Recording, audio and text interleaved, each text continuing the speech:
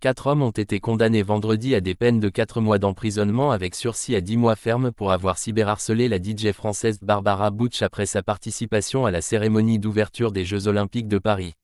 Les 4 prévenus ont été condamnés pour harcèlement en ligne et menaces de violence, les peines prononcées étant globalement conformes aux réquisitions du parquet.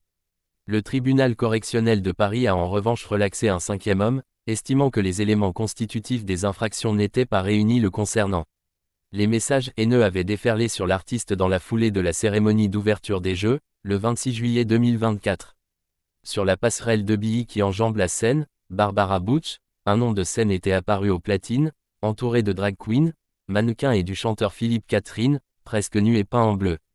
Ce tableau intitulé « Festivités » avait suscité l'ire des milieux conservateurs et d'extrême droite, qui l'ont interprété comme une parodie de la scène de Vinci.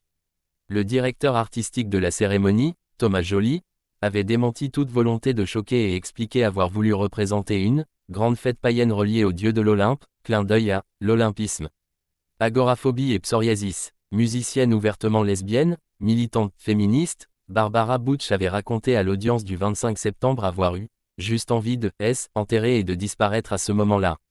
Elle avait expliqué avoir développé agoraphobie et psoriasis après les faits et prendre depuis des antidépresseurs. Sa compagne a témoigné à la barre des menaces de viol qu'elle avait, elle aussi, reçues. L'avocate de Barbara Butch, Audrey M. Selati, avait insisté sur les conséquences sur la santé de sa cliente, qui a fait des insomnies et des cauchemars pendant des mois, a pris 30 kilos et n'osait plus sortir de chez elle. Étudiants, pères de famille, aides-soignants.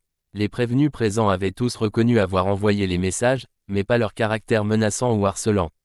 Plusieurs ont expliqué avoir été heurtés par la parodie de la religion.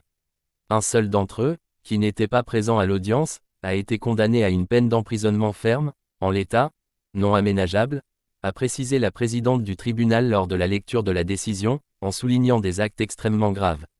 Il s'agit de violences numériques massives qui s'exercent plus volontiers qu'elles sont dématérialisées, a encore souligné la magistrate.